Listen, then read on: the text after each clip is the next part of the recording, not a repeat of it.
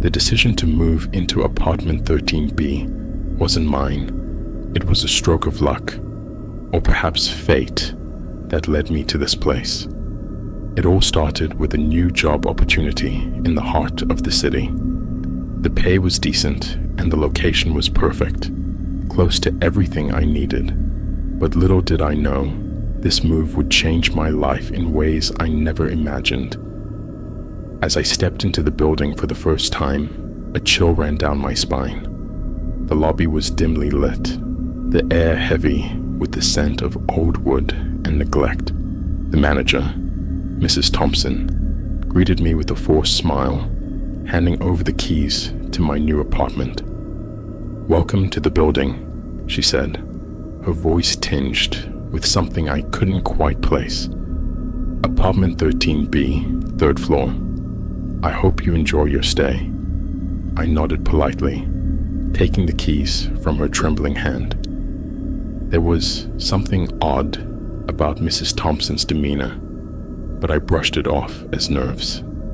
Moving into a new place was always nerve-wracking, after all. The elevator creaked as it ascended to the 3rd floor, each floor passing in agonizing slowness. When the doors finally opened, I was met with a long, dimly lit hallway lined with identical doors. Apartment 13B stood at the end of the corridor, its door slightly ajar, as if beckoning me inside. With a sense of trepidation, I stepped into the apartment for the first time. The air inside was stale, suffused with the scent of dust and decay. It was a small space, but cozy in its own way, with faded wallpaper and creaky floorboards. As I began to unpack my belongings, I couldn't shake the feeling that I was being watched. Every shadow seemed to dance in the corner of my eye, every creak of the floorboards sending shivers down my spine. But I chalked it up to nerves, the natural unease that comes with moving into a new place. Little did I know, the true horror was yet to come. In the days that followed, strange things began to happen in apartment 13B. It started with subtle noises in the dead of night, whispers echoing through the walls, footsteps pacing the empty rooms. At first, I brushed it off as the sounds of a settling building, the quirks of an old apartment. But as the days turned into weeks, the phenomena only grew more pronounced. Objects would go missing, only to reappear in places I swore I hadn't left them. The temperature in the apartment would fluctuate wildly, plunging into an icy coldness that chilled me to the bone. And then there were the nightmares, vivid, haunting dreams that left me gasping for breath in the dead of night. I would dream of shadowy figures lurking in the corners of the room, their eyes glowing with an otherworldly light. I would wake to find myself drenched in sweat, my heart pounding in my chest. I tried to rationalize it all, to convince myself that I was simply imagining things. But deep down, I knew that something was terribly wrong in apartment 13B. It was on a cold, moonless night that I first saw her, the ghost that haunted apartment 13B. I had just finished brushing my teeth, the taste of mint lingering on my tongue, when I caught a glimpse of her reflection in the bathroom mirror. She was standing behind me, her pale face twisted in a grotesque grin. Her eyes were empty sockets, black holes that seemed to swallow the light around them. And yet, despite her horrifying appearance, there was something undeniably human about her, a sense of longing, of sorrow that pierced straight through to my soul. I spun around, my heart pounding in my chest, but the bathroom was empty save for myself.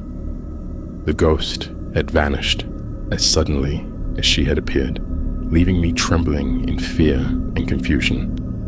From that moment on, I knew that I was not alone in apartment 13B. The ghost was real, and she was haunting me with a vengeance.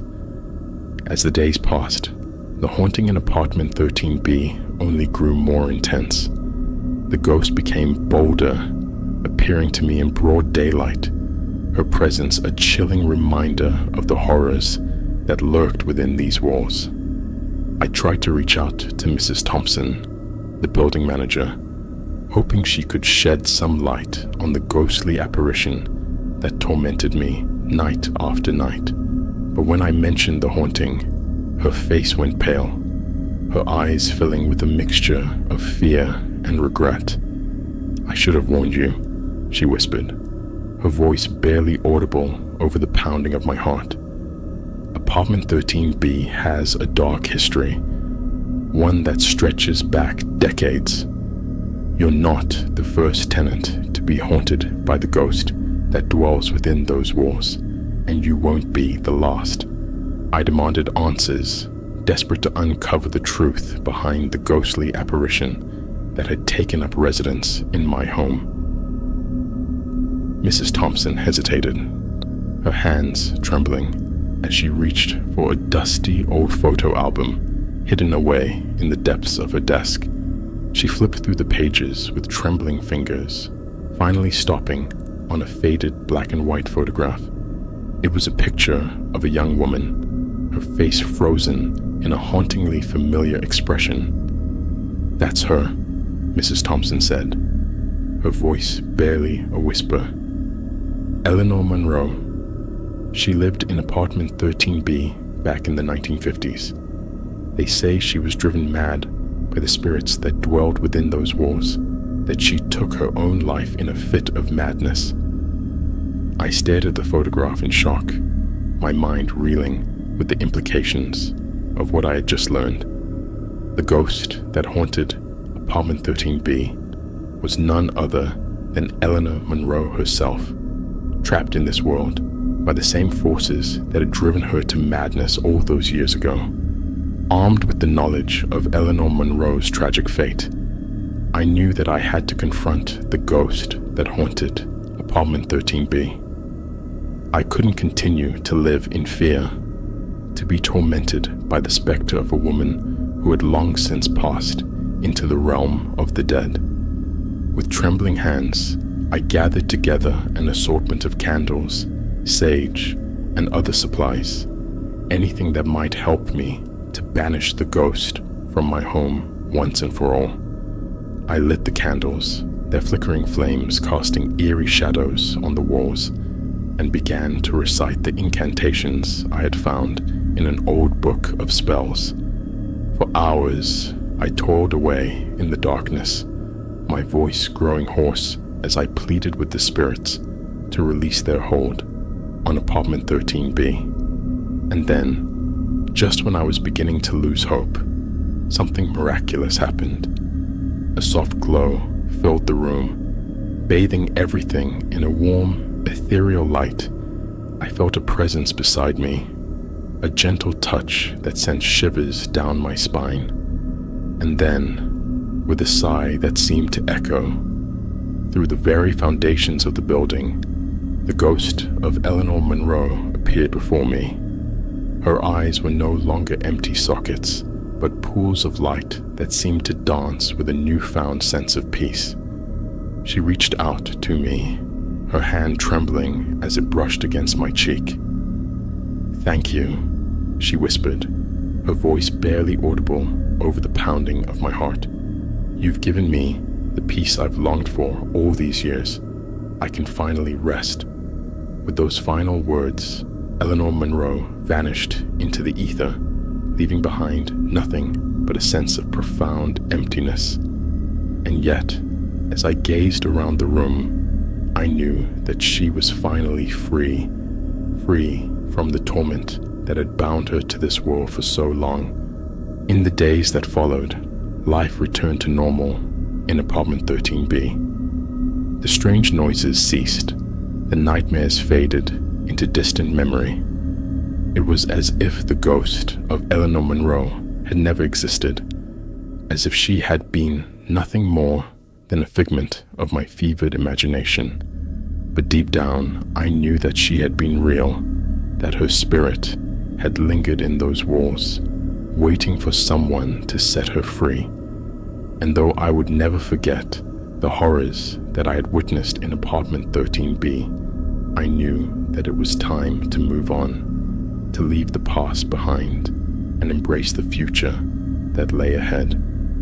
As I packed up my belongings and prepared to leave the apartment for the final time, I couldn't help but feel a sense of sadness wash over me.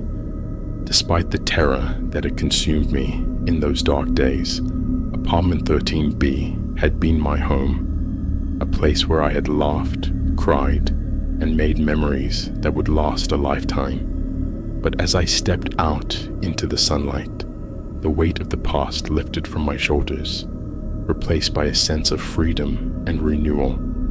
I had faced the horrors that lurked within apartment 13B and emerged unscathed, stronger than I had ever been before. And as I walked away from that old haunted building, I knew that I was ready to face whatever challenges lay ahead, armed with the knowledge that even the darkest of nightmares can be overcome with a little bit of courage and determination.